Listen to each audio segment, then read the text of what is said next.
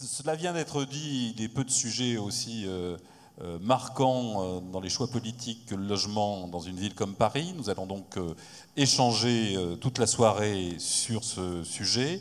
Nous allons vous proposer les règles du jeu suivantes. Dans un premier temps, les trois responsables politiques qui m'accompagnent à la tribune vont intervenir et présenter leur vision du sujet pour une prochaine mandature municipale. Nous aurons ensuite un temps d'échange et de dialogue avec vous. Et puis nous conclurons ensuite en nous tournant vers René Dutré, Yann Brossat et Anne Hidalgo. Alors, Yann Brossat, le logement, c'est en quelque sorte un terrain d'élection, si je puis dire, pour vous. La construction de logements sociaux sur le site de Sainte-Périne, l'amélioration des ascenseurs, le débat sur les tours à Paris. Vous êtes aussi l'auteur d'un livre, Paris n'est pas à vendre, qui cherche des alternatives à la spéculation immobilière, qui rend si difficile de s'installer à Paris et d'y demeurer. Alors, sur un sujet qui est aussi marquant, qu'est-ce que vous proposez pour dépasser le bug, on dirait, immobilier que connaît Paris? D'abord, merci. Et puis, je voudrais commencer par dire que je trouve que ce débat est très utile. J'ai cru entendre, d'ailleurs, qu'en ce moment même, les candidats de l'UMP à la primaire sont aussi en débat. Au fond, je me dis que eux, ils vont compter le nombre d'électeurs qu'ils auront à la primaire. Nous allons compter le nombre de logements que nous construirons pour servir les Parisiens, et je trouve que ça fait une belle différence entre nous et c'est plutôt valorisant pour nous. Je ne sais pas si vous avez vu d'ailleurs les propositions que fait Nathalie Kosciusko-Morizet sur la question du logement. Vous avez peut-être vu sa dernière sortie. Elle propose de bâtir une nouvelle catégorie de logements qui s'adresserait aux gens qui gagnent entre 4 000 et 7 000 euros par mois. Entre 4 000 et 7 000 euros par mois. En une phrase, elle réussit à dire deux âneries. La première, c'est qu'elle ne le sait sans doute pas, les PLS, logements que la ville construit abondamment, parfois trop à mon goût d'ailleurs, correspondent exactement à cette catégorie sociale.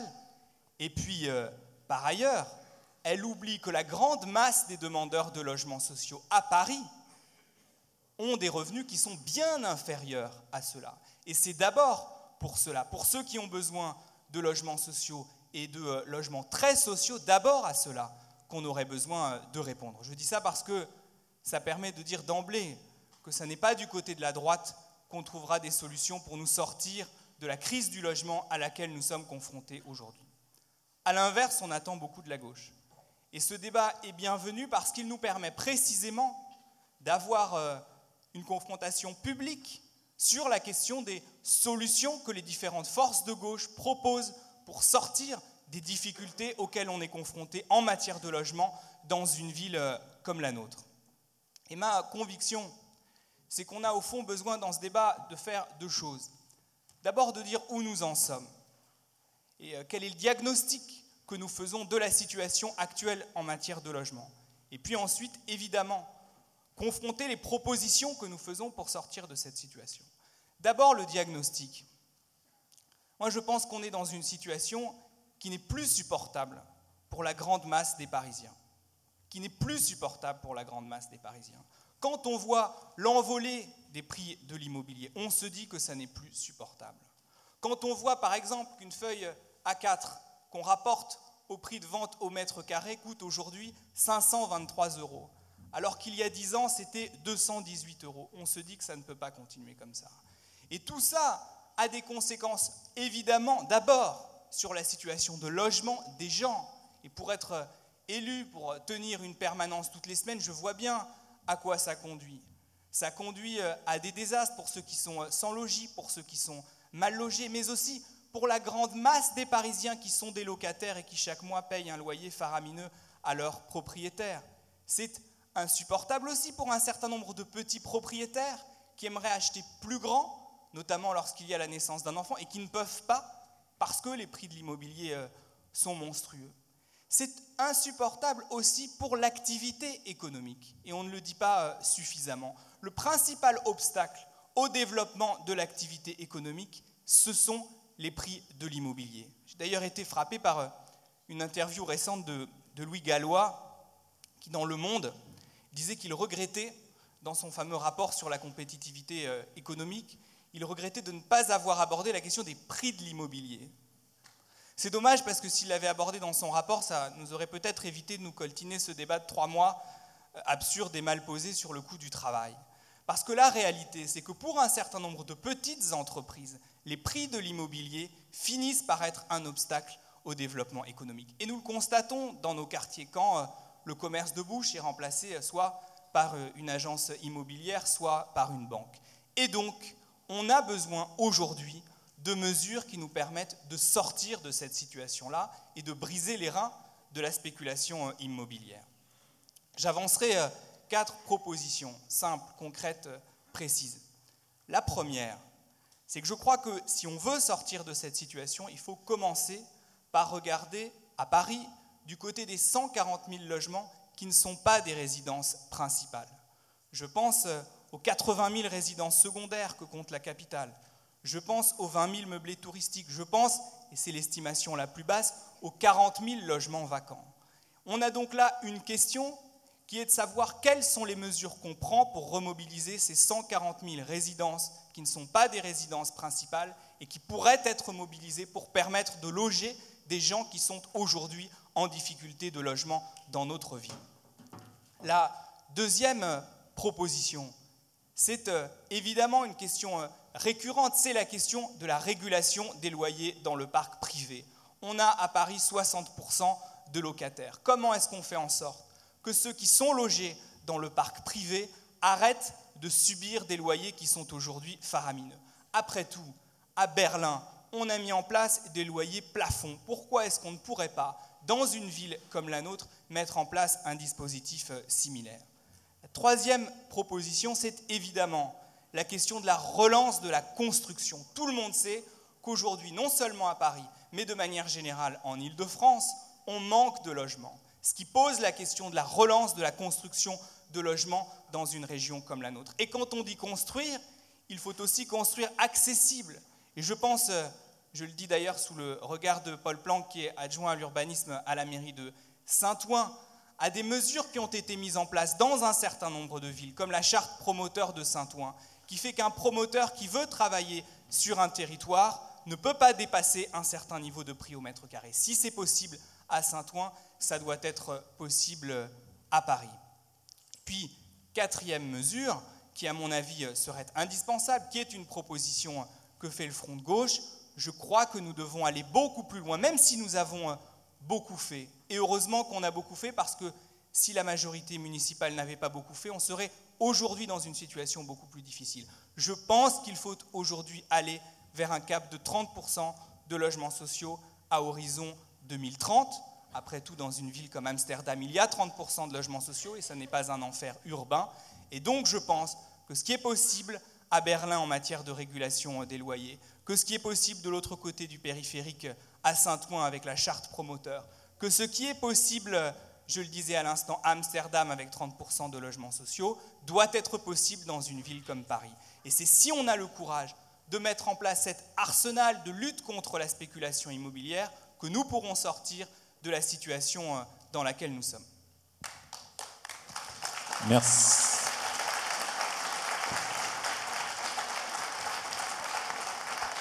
Merci Yann, qui a tenu avec une régularité de métronome ces 10 minutes. Bravo.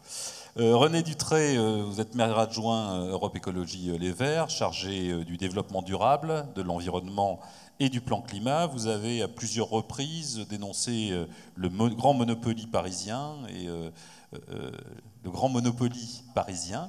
et vous avez notamment souligné qu'il était nécessaire de mettre en place une sorte de droit à la terre, enfin disons au terrain, qui permette de construire des logements sociaux. Alors pour vous, quels sont les axes essentiels d'une mandature nouvelle à Paris en matière de logement social?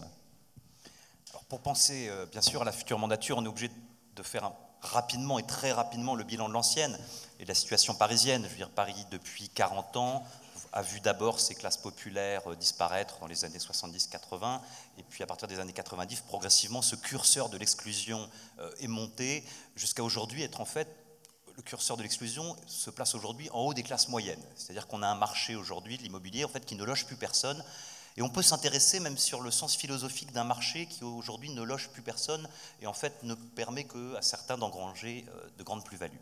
Alors la situation, je dirais, entre 2001 et aujourd'hui, il y avait 100 000 demandeurs de logements sociaux en 2001, 125 000 aujourd'hui, et pourtant, je veux dire, les efforts ont été énormes. La production de logement social a été très importante, le programme de lutte contre la salubrité, je dirais, a mis un terme à une situation qui était inacceptable, et pourtant, force est de constater que ça n'a pas suffi. Et ça n'a pas suffi, je crois, car effectivement, aujourd'hui, nous sommes capables de produire du logement social 2 à 3 fois moins vite que le marché exclut les gens de l'accès au logement. Donc vraiment, en tant qu'écologistes, nous devons vraiment avoir, je pense, une politique, et à gauche, puisque c'est bien l'élaboration de propositions pour la gauche que nous devons faire ce soir, avoir une politique vraiment qui marche sur 2 pieds, bien sûr produire massivement du logement abordable. Je parle de logement abordable parce que je ne crois pas qu'on résoudra aujourd'hui la crise du logement uniquement par le logement social. Idéologiquement, on l'a cru pendant très longtemps, hein. Aujourd'hui, ce n'est plus possible. Il faut effectivement penser à des formes de logement qui correspondent aux revenus de chacun. Et on voit bien aujourd'hui qu'il y a des trous assez importants. Moi, je suis toujours très gêné quand j'entends à gauche qu'il faut donner la priorité aux classes moyennes, par exemple. Parce que les classes moyennes souffrent à Paris. Bien sûr qu'elles souffrent, que des gens qui, en général, Yann le disait tout à l'heure, quand on passe du premier au deuxième enfant, bah oui, on passe du 2 pièces au 3 pièces, et c'est là où on n'arrive pas, je dirais, à accrocher.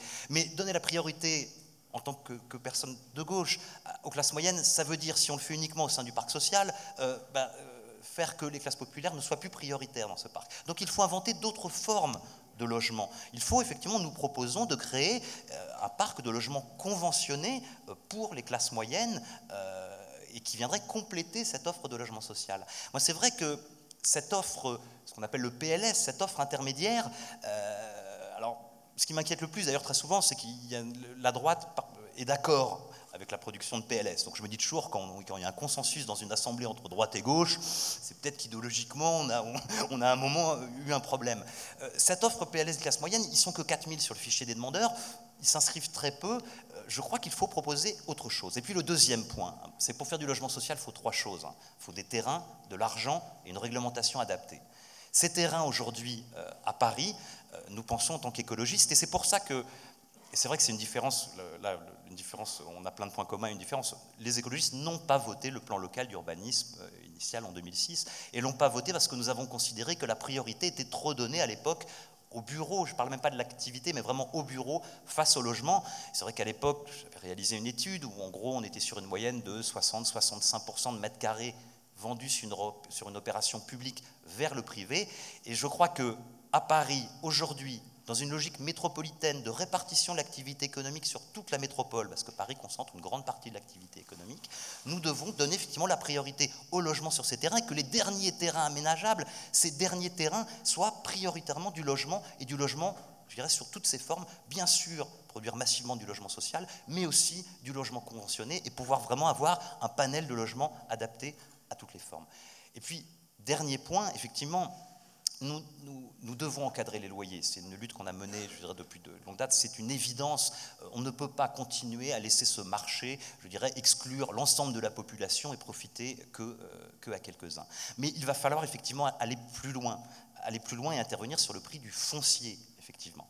Alors, par rapport à la charte de Saint-Ouen, le problème, c'est que si on la mettait en place demain, les prix sont déjà tellement élevés aujourd'hui que pour faire baisser les prix, ça risque d'être compliqué. C'est vrai que la proposition, et là je suis assez heureux, entre autres, d'avoir réussi à convaincre l'adjoint logement, les possibilités de dissociation, désolé c'est un peu techno comme toujours en matière de logement, mais de dissociation entre la propriété et l'usage, et c'est ce qui se passe à Amsterdam d'ailleurs. Si Amsterdam a un aussi important taux de logement social, c'est aussi pour ça. C'est-à-dire très concrètement, la collectivité reste maître de la nue propriété du terrain, et l'usage est vendu pour 99 ans. Ça a le gros avantage aujourd'hui d'éviter pour la collectivité de se défaire de ces terrains. Donc de garder une maîtrise sur son urbanisation dans le long terme. Et ça, je dirais, c'est vraiment extrêmement important parce qu'aujourd'hui, il faut lutter contre la spéculation. Mais on doit reconnaître, je je dirais, et en tant que gauche, et en tant que mairie de Paris, qu'on est dans une situation un petit peu schizophrène. Les finances de la ville sont calées sur la spéculation. Il y a 1 milliard de droits de mutation. Les droits de mutation, c'est les fruits de la spéculation. Le budget de la ville de Paris tient aujourd'hui parce que nous vendons énormément de mètres carrés au privé dans les opérations publiques. Donc là, il n'y a pas seulement le problème du logement, je crois. Il y a un problème de modèle économique du budget de la ville. Et ce problème de modèle économique, ça veut dire quoi? Ça veut dire effectivement il faut déconnecter le budget de la ville de la spéculation et le connecter sur quelque chose, alors qui peut apparaître un juron dans certains milieux, mais qui s'appelle l'impôt, qui s'appelle l'outil de redistribution des richesses et qui paraît assez évident dans une ville riche comme Paris. Donc je crois que nous ne pourrons pas gagner sur le logement sans un changement complet de logiciel, sans déconnecter effectivement le budget de la ville du marché immobilier spéculatif. Et ça, c'est extrêmement important, et ça va beaucoup plus loin que les propositions qu'on va tous faire pendant la campagne. Il y en a un qui va dire 7 000 logements, l'autre 9 000, 10 000, 12 000, 15 000. Non, ce qu'il faut changer, c'est le logiciel. Si on veut vaincre la crise du logement, il faut aborder ce point du budget de la ville, déconnecter le budget de la ville, et effectivement, à ce moment-là, on pourra avoir une politique efficace de lutte contre la spéculation. Anne Hidalgo, bonsoir. Vous êtes donc première adjointe au maire de Paris. Vous entendez prendre le relais de Bertrand Delanoë lors des prochaines élections. Vous avez dit dans un entretien récent que vous jugiez que le retard en matière sociale, de logement social, avait été rattrapé dans la mandature dernière. Donc, quelles sont les ambitions pour celles qui se présentent et comment dynamiser une politique de logement en général au-delà du logement social qui permette à chacun d'y accéder? D'abord, merci aux organisateurs de ce débat, Yann, Victor et toute l'équipe qui les entoure, parce que je pense que ce débat est utile et c'est un moment important de la gauche à Paris que de se retrouver, non seulement pour parler de ce qu'on a fait ensemble, parce que si on est là, c'est aussi parce qu'il y a un bilan, je vais y revenir rapidement, sur lequel nous pouvons nous appuyer aujourd'hui. Et puis nous avons des différences, des sensibilités qui nous conduisent à faire des propositions, pour beaucoup d'entre elles qui vont converger, et sur d'autres sur lesquelles je crois qu'il y a besoin de débattre. En tous les cas, merci pour cette initiative dont je me réjouis. D'abord, si on est là, c'est parce qu'on a travaillé ensemble ces 12 dernières années sur un projet de gauche, un projet qui, en matière de logement, je crois, est quelque chose que nous pouvons revendiquer haut et fort. Il n'y a pas beaucoup de communes en France qui ont fait ce que nous avons fait ensemble. Ça nous a conduit à débattre, parfois à nous engueuler, à considérer qu'il fallait aller plus loin sur tel point, moins loin sur tel autre. Mais quand même, ce qu'on a fait, c'est qu'on a rattrapé, mais je vais vous dire, rattraper, ça ne veut pas dire qu'on s'arrête sur l'image. On a rattrapé un retard considérable. Produire 70 000 logements sociaux en 2 mandatures, c'est-à-dire passer de un peu plus de 13% de logements sociaux à 20% de logements sociaux en mars 2014, c'était pas gagné, c'était pas gagné. Et ça, on l'a fait, et on l'a fait ensemble. Et en plus, en produisant du logement de qualité, parce que les exigences en matière de qualité environnementale, de qualité de l'habitat, de qualité des quartiers, de quartiers mixtes à tout point de vue, socialement et fonctionnellement, ça, nous l'avons porté aussi, et je crois qu'il faut le prendre comme un élément qui peut nous permettre d'aller plus loin. Je ne vais pas passer sous silence, mais quand même, ce qu'on a fait ensemble aussi en matière de lutte contre l'habitat insalubre est quelque chose dont on peut être fier. Avant nous, les quartiers se modernisaient, en gros, ils étaient rasés, les gens étaient chassés de ces quartiers et on faisait de la spéculation immobilière sur ces emprises libérées. Ce que nous avons fait avec les un peu plus de 1000 immeubles, pas logements, immeubles que nous avons sortis de l'insalubrité en maintenant les populations, en permettant aux populations de rester dans ces quartiers, de revenir dans ces logements, je crois que c'est quelque chose aussi dont nous pouvons être fiers ensemble. Alors, pour autant, la situation est une situation extrêmement difficile parce que, effectivement, d'abord, Paris est très attractif. Paris est une ville qui gagne en population. 10 000 habitants par an nouveaux, ça crée une pression. Cette pression, elle est peut-être liée un peu à la façon dont on a transformé ensemble cette ville. Mais donc, il y a cette attractivité. Il y a le fait, et je voudrais tordre le cou à certaines idées que d'autres, que ceux qui sont ici diffusent. Paris est une ville où l'essentiel de la population est classe moyenne, vraiment au sens large du terme. Paris est une ville dans laquelle plus de 60% de la population est dans des catégories d'employés, d'ouvriers, il y en a peu à Paris, mais des employés dans l'emploi public ou l'emploi marchand, dans les services marchands, qui relèvent des classes moyennes, plus de 60% de la population. Et donc, il faut travailler. On ne va pas s'opposer classe moyenne, pas classe moyenne. De toute façon, vous savez, tout le monde se vit comme classe moyenne. Hein. Donc, je pense qu'on parle à l'ensemble des Parisiens quand on parle des classes moyennes, qu'ils soient les plus modestes ou les plus favorisés. En tous les cas, la politique que nous avons conduite a permis de créer 70 000 logements sociaux qui correspondent à cette échelle très large de population pour laquelle nous travaillons. 20%. Ce n'est plus suffisant, puisque d'abord, aujourd'hui, la loi dit 25%. Moi, je trouve que même l'idée d'aller sur 30% à l'horizon que propose Yann est une idée à étudier, à mesurer. En tous les cas, je trouve qu'elle est intéressante. Et donc, il faut continuer cette production de logement social. Mais à côté de ce logement social, il faut aussi, effectivement, se libérer de ce qui fait aujourd'hui la cherté de la ville et cette spéculation. Je suis d'accord avec ce qui a été dit par Yann et par René à l'instant.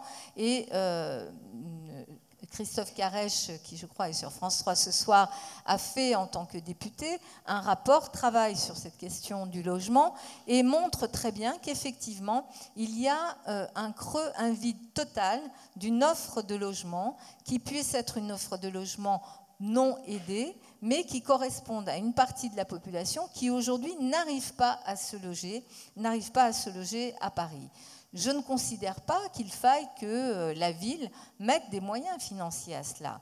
Et je me suis dit que pour pouvoir mobiliser une offre de logement au-delà de l'offre de logement social qui dépend de nous, de ce que nous allons investir, des terrains libérés, du plan local d'urbanisme notamment, et du Grand Paris aussi quand même, parce que ça va nous aider, la réalisation du Grand Paris. À côté de ce que nous devons faire, il faut mobiliser le secteur privé de deux façons. D'abord, en utilisant l'arme juridique, l'arme de la coercition. Je crois qu'elle est importante, et notamment la question de l'encadrement des loyers est quelque chose, bien évidemment, que je soutiens très fortement et qui doit pouvoir nous aider. Mais au-delà de ça, je pense qu'il faut aussi mobiliser le secteur privé et le mettre face à ses responsabilités.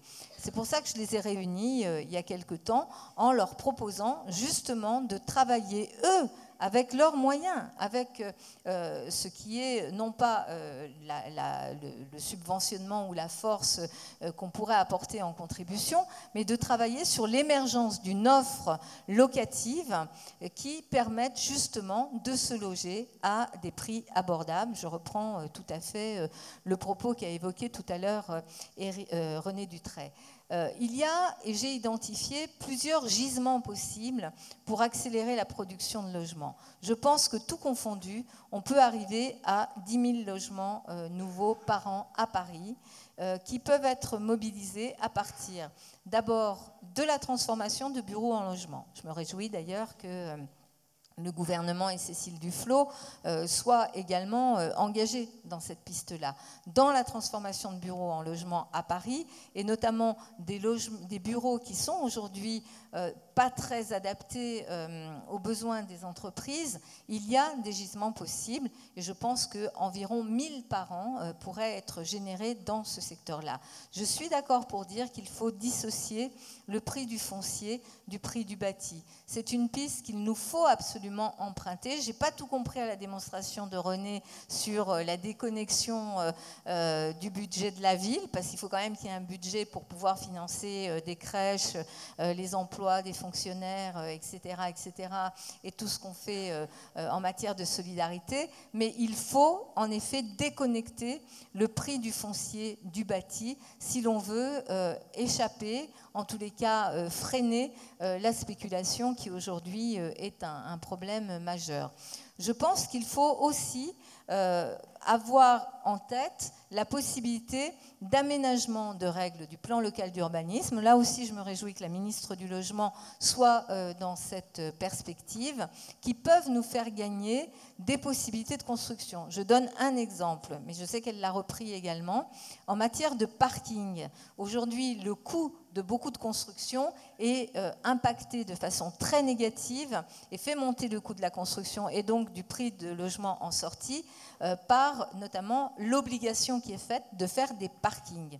On a déjà voté ensemble une modification des règles d'urbanisme parisiennes qui font que, avant c'était pour 1000 mètres carrés qu'il fallait prévoir des parkings. On a passé ensemble cette règle de 1000 à 2000 mètres carrés, ce qui nous a permis déjà d'agir. Mais je pense qu'on peut aller encore plus loin et de ce fait-là, faire diminuer le coût de la construction et donc du logement en sortie. Et là, il y a un gisement aussi qui est assez intéressant.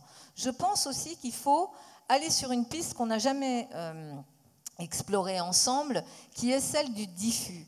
Je suis sûre que l'on peut acquérir dans le diffus des appartements qui peuvent être des appartements que l'on mette ensuite dans le parc social ou dans un parc de logement intermédiaire. Et je pense qu'on peut créer d'ailleurs une société d'économie mixte adaptée à cette gestion locative. Souvent, la réponse qu'on a faite ensemble, les uns et les autres, sur la question du diffus était de dire les grands organismes publics de gestion d'habitat social à Paris ne sont pas faits pour ça. Eh bien, créons une structure, une sorte d'agence immobilière publique-privée dans une SEM qui nous permette de faire cela. Je pense que là aussi, il y a des gisements importants de logements à trouver. Donc, il y a des pistes pour aller vers cette nouvelle page que nous pourrions écrire ensemble pour Paris. Et je vais conclure là-dessus. Quand René disait tout à l'heure, quand la droite évoque l'idée de conventionnement pour du logement intermédiaire, je suis inquiet parce que je me dis, si on est d'accord avec eux, c'est que finalement, il y a quelque chose... Si, tu as dit sur la part de PLS, oui. D'accord, sur la part de PLS, il peut y avoir un danger à être d'accord. Moi, je pense qu'on n'est pas d'accord avec eux parce qu'eux veulent substituer justement ce logement intermédiaire au logement social. Ce que disent les élus, la droite parisienne aujourd'hui, c'est qu'ils voudraient substituer et freiner ce que nous faisons en matière de logement social pour ne s'intéresser qu'à une catégorie, celle que Yann a citée puisque ça a été dit comme tel, une catégorie de Parisiens qui méritent peut-être que, bien sûr, on s'intéresse à eux, mais pas avec des financements publics. C'est au secteur privé et c'est aux moyens qu'on va utiliser avec le secteur privé d'offrir les logements à ces catégories de population qui ont des revenus tout à fait conséquents ou respectables, mais qui, parce que les prix de l'immobilier sont tels à Paris, n'arrivent pas à se loger et donc ne font pas d'ailleurs la demande d'inscription souvent dans le logement social. Et ce n'est pas leur place dans le logement social parce que le logement social doit effectivement être réservé à d'autres catégories de population. Mais je pense que nous devons, par toutes ces mesures, pousser et contraindre, notamment le secteur privé, à prendre aussi ses responsabilités. Je leur ai donné un rendez-vous en septembre. Nous sommes en train de travailler sur des propositions sur lesquelles ils pourraient aussi se mobiliser. Donc voilà le sens des propositions. Il y en a beaucoup d'autres qui sont les miennes, mais je crois qu'on se retrouve notamment sur l'obligation qui pèse sur nous de poursuivre et d'amplifier une politique de logement en matière sociale, mais également, bien sûr, de faire en sorte que la construction et le développement de logements logement abordable par toutes les catégories, y compris celles qui ne sont pas dans le logement aidé, puisse se faire à Paris. En tout cas, c'est le sens de ma mobilisation. Merci.